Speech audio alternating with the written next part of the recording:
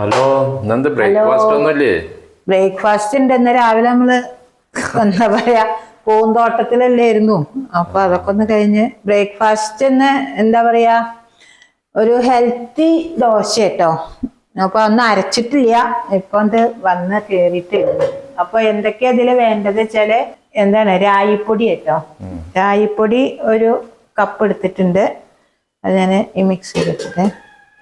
പിന്നെ ഒരു 80 ml എന്താ പറയാ ഓട്സ്, പിന്നെ ഒരു 1/4 കപ്പ് ഗോതമ്പ് പൊടി. ഇതൊക്കെ കൂടിയിട്ട് ഇപ്പൊ മാവൊന്നും ഇല്ല ഇവിടെ, അപ്പൊ ഞാനൊന്ന് തട്ടിക്കൂട്ടി ഉണ്ടാക്കുക കേട്ടോ. പിന്നെ കുറച്ച് ഉപ്പിടുക, പിന്നെ ഒന്ന് വെള്ളം പാർന്നിട്ട് ഇതൊന്ന് അരച്ച് എടുക്കട്ടെ കേട്ടോ. അല്ലെങ്കിൽ എന്താ പറയുക, ഒന്നാമത് എന്താണ് ഇതില്ലേ ഓട്സ് ഇല്ലേ, ഓട്സ് ഒന്ന് അരയണം. പിന്നെ മറ്റേ രണ്ടും ഇങ്ങനെ മിക്സിയിൽ കലക്കുമ്പോഴല്ലേ നന്നായിട്ട് കലങ്ങുള്ളൂ. അപ്പൊ അതൊന്ന് അരക്കട്ടെ. ഇത് മാവ് റെഡി ആയിട്ടുണ്ട്. ഇതൊന്ന് ജസ്റ്റ് ഒന്ന് കലക്കുക എന്നുള്ളത് മാത്രമേ ഉള്ളൂ. രാഗി ദോശ ഹെൽത്തി ആണല്ലോ, കുട്ടികൾക്കൊക്കെ നല്ലതാണ്. ഇപ്പൊ രണ്ടാമതും രായി എല്ലാവരും ഇങ്ങനെ കഴിക്കാൻ തുടങ്ങി. മറ്റേത് കുട്ടികൾക്ക് മാത്രല്ലേ കൊടുക്കുള്ളൂ, ഇപ്പൊ അതല്ല, ഇപ്പൊ എല്ലാവരും രായിയുടെ പിട്ടും നല്ല സ്വാദാണ്. അപ്പൊ അത് ഒന്ന് വെള്ളത്തിൽ കലക്കിയിട്ടുണ്ട്. ഇനി ഞാൻ ഇതിലേക്ക് എന്തൊക്കെയാ ഇടുന്ന വെച്ചാല് കുറച്ച് മുരിങ്ങയുടെ ഇല, അധികം വേണ്ട, ഇത് എത്രയല്ലേ ഉള്ളൂ. ഒരു ഹെൽത്തി ദോശ എന്നും കൂടി പറയാട്ടോ അതിന്. പിന്നെ കുറച്ച് നാളികേരം, പിന്നെ ചെറിയ ഉള്ളി, കറിവേപ്പിൻ്റെ ഇല. ചെറിയ ഉള്ളിയാണ്, വലിയ ഉള്ളി എടുക്കാം, ഇങ്ങനെ പൊടിയായി അരിഞ്ഞാൽ മതി. ചെറിയ ഉള്ളി ടേസ്റ്റ് ഉണ്ട്. അതെ. മുളകൊന്നും ഇടുന്നില്ലേ, വെറും ഇത് മാത്രമേ ഉള്ളൂ. അരച്ചും വെക്കൊന്നും വേണ്ട, പെട്ടെന്ന് ഉണ്ടാക്കാൻ പറ്റും. ഇതിപ്പോ നമുക്ക് രാത്രി ഇങ്ങനെ ഡിന്നറിനായിട്ട് ഉപയോഗിക്കാം.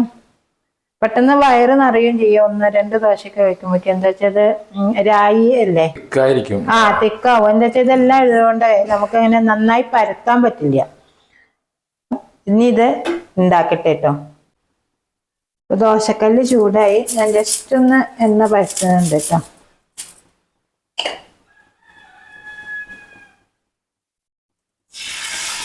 നല്ലെണ്ണ. നല്ലെണ്ണ. ഇത് വല്ലാതെ ഇങ്ങനെ പരത്തില്ല കേട്ടോ, ഇതൊക്കെ ഇട്ട കാരണം. ചൂടൊക്കെ കഴിഞ്ഞു. ഇനി ഇതിന്റെ മുകളിലേക്ക് ഞാൻ കുറച്ച് നെയ്യാണ് പരുന്നത്. ഇതൊന്ന് അടച്ചു വെക്കണം കേട്ടോ. ഇതൊന്ന് തിരിച്ചിട്ടെടുക്കാം. ഉണ്ടാക്കി വെക്കുന്നേക്കാളും നല്ലത് നമ്മൾ അത് ചൂടോടെ കഴിക്കുക കേട്ടോ. അപ്പോഴേ അതിന്റെ ടേസ്റ്റ് ഉണ്ടാവുള്ളൂ. ഇതിനിപ്പോ കറികളൊന്നും വേണമെന്നില്ല. അതിലെന്താ വെച്ചാൽ നാളികേരം ഉള്ളിയും ഒക്കെ ഉള്ള കാരണം വെറുതെയും കഴിക്കാം. ഇത് റെഡി ആയിട്ടുണ്ട്.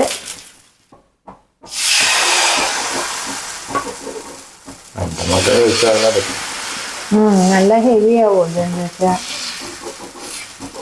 എല്ലാം ഇട്ടിട്ടില്ലേ ഇതില്.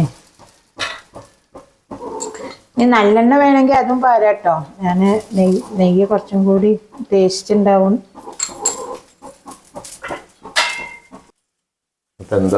ചമ്മന്തി ഒന്നുമില്ലേ? ഇതിനൊന്ന് സ്പെഷ്യൽ ചമ്മന്തി ഉണ്ട്.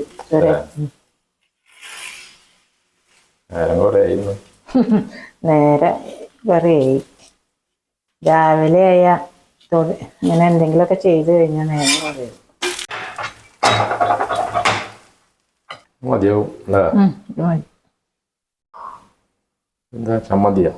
ഇനി ഇത് ചമ്മന്തി ഉണ്ടാക്കാൻ വേണ്ടിയിട്ടാണ്. അതിന് ഞാൻ എടുക്കുന്നത്, നിങ്ങൾ എത്ര ആൾ ഇത് കഴിച്ചിട്ടുണ്ടെന്ന് എനിക്കറിയില്ല. സാധനം എന്താ വെച്ചാല് കൊണ്ടാട്ടമുളക് കണ്ടോ, കൊണ്ടാട്ടമുളക് കൊണ്ടുള്ളൊരു ചമ്മന്തി കേട്ടോ. അപ്പൊ അത് കൊല്ലത്തെ ഉണ്ടാക്കിയിട്ടില്ലല്ലോ, ഇങ്ങനെ എന്നും മഴയൊക്കെ ആയ കാരണം ഇവിടെ ഉണ്ടാവൂല. കുറച്ച് മുളക് മേടിച്ചോളൂ കേട്ടോ. കണ്ട ഇനി ഇതിലേക്ക് ഞാൻ വെളിച്ചെണ്ണയാണ് കേട്ടോ പാരുന്നത്. വെളിച്ചെണ്ണ ഒന്ന് ചൂടായി. അപ്പം ഞാനതിലേക്ക് നമ്മളേക്ക് മുളക് വറുക്കില്ലേ അതേമാതിരി തന്നെ ഒന്ന് നന്നായി വറുക്കണം എന്ന് മാത്രം. ഇതിപ്പോൾ ഞങ്ങൾ രണ്ടാളുള്ളതുകൊണ്ട് കേട്ടോ ഞാൻ 3 എണ്ണം എടുത്തിരിക്കുന്നത്. ആൾക്കാരനുസരിച്ചിട്ട് മുളക് കൂട്ടണം. ഇതൊന്ന് നന്നായി മൊരിയട്ടെ കേട്ടോ.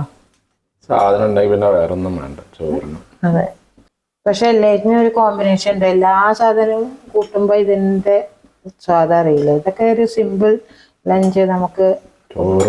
ചോറും തൈരൊക്കെ എവിടെയെങ്കിലുമൊക്കെ പോയി വരുമ്പോഴാണ് ഇതിൻ്റെയൊക്കെ ഉപയോഗം. ഈ അച്ചാറിൻ്റെ അല്ല ഇങ്ങനെ കൊണ്ടാട്ടങ്ങളില് ഒരു തൈരും ചോറും.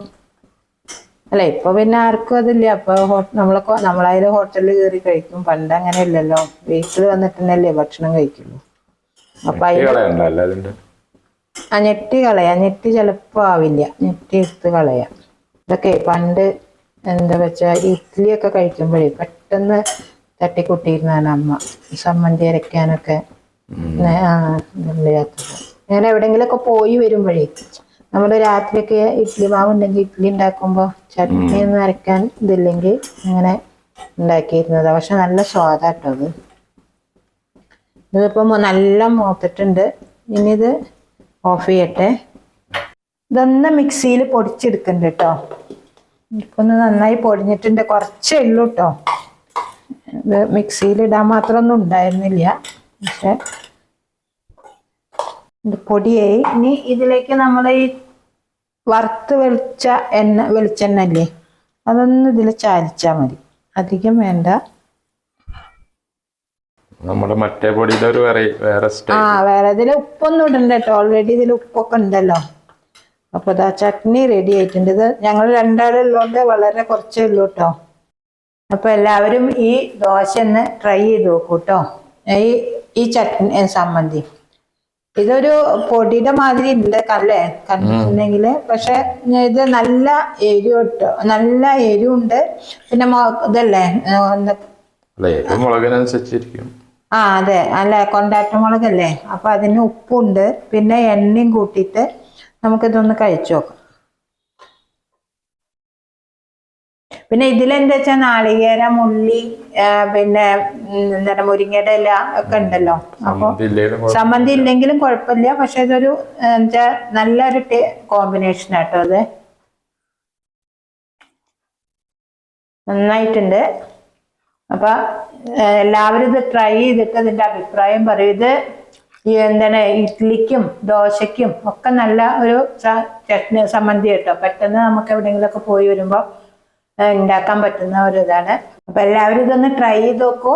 ഇഷ്ടപ്പെട്ടാല് ലൈക്ക് ചെയ്യുക, സബ്സ്ക്രൈബ് ചെയ്യുക, എല്ലാവർക്കും ഒന്ന് ഷെയർ ചെയ്യുക കേട്ടോ. അപ്പൊ എല്ലാവരും ഇത് ഉണ്ടാക്കി അഭിപ്രായം പറയൂ കേട്ടോ. Okay, bye. Thank U.